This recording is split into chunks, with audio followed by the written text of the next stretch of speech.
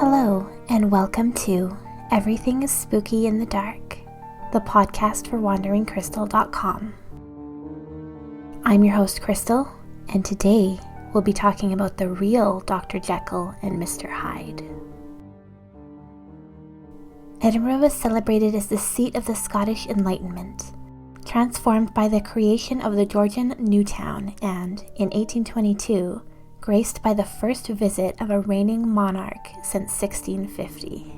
Yet this bright, sophisticated, intellectual hotbed of a city also had a dark side, highlighted by the sharp division between the elegant, well-to-do New Town and the increasingly dilapidated slum-like conditions of the Old Town, personified by the notorious Deacon William Brodie. By day, a respectable tradesman, counselor and deacon of the Incorporation of Rights. By night, William Brodie turned his skills as a locksmith and cabinetmaker to more nefarious uses, breaking and entering. Deacon Brodie's double life made him quite the interesting character. He was seen as respectable, so much so that he earned the title of deacon not by religion, but due to his presidency of one of Edinburgh's trade guilds. He was trusted, and through his work he gained access to the houses of the extremely wealthy people of Edinburgh. He used his skills to create impressions of their keys, so he could return under the darkness of night to rob them.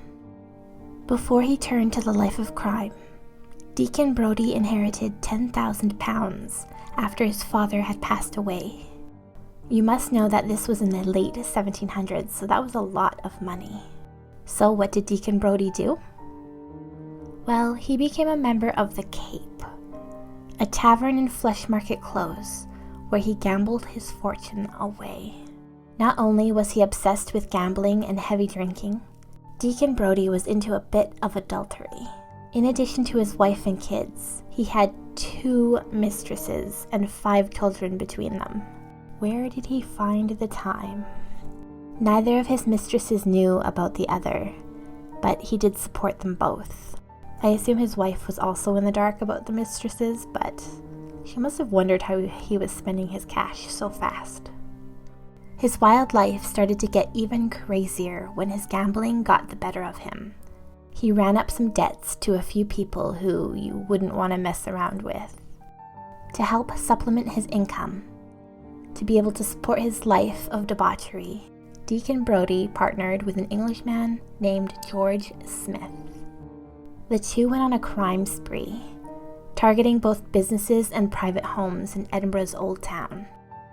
The robbing spree began with a bang after Brodie copied the keys from a bank vault and made off with £800. They went on to rob a goldsmith shop, a tobacconist's, and a grocery shop, stealing tea. Along the way, George Smith and Deacon Brodie met 2 other criminals. They joined forces with John Brown and Andrew Ainsley. Each crime became more daring. Deacon and his criminal buddies thought of a daring plan to burgle the excise office, which led to his downfall. Brodie was supposed to be the lookout for the crime, but fell asleep. Probably from his extensive lifestyle and trying to run 3 households. They all escaped except one. Andrew Ainsley was captured, and that's when things fell apart. I'm not sure if it was John Brown or Andrew Ainsley, but one of them offered up information about all of the robberies for a reward of £150. Deacon William Brodie fled to the Netherlands in an attempt to evade capture, but he was tracked down, arrested, and sentenced to death for his crimes. So, as a man of style, out he walked to the gallows, complete with fine clothing and a powdered wig.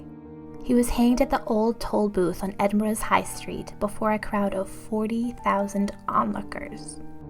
A lantern and 25 lockpicks were used as evidence against him in his trial, and they're now a part of the collection at the National Museum of Scotland. Deacon Brodie's grisly story would later inspire Edinburgh-born author Robert Louis Stevenson to create the double life of Dr. Jekyll and Mr. Hyde. If you want to visit some sites associated with Deacon Brodie, you can visit the Deacon Brodie Tavern on Lawn Market, pretty much across the street from where he was hanged. If you go down the high street and you look for the David Hume statue, it's a statue of a man who has a toe that everybody touches. Right across the street from that statue, you will see 3 golden bricks in the shape of an H on the ground. That's the site of the gallows where Brodie was hanged. You can also visit Brodie's Close, which is also on the Lawn Market.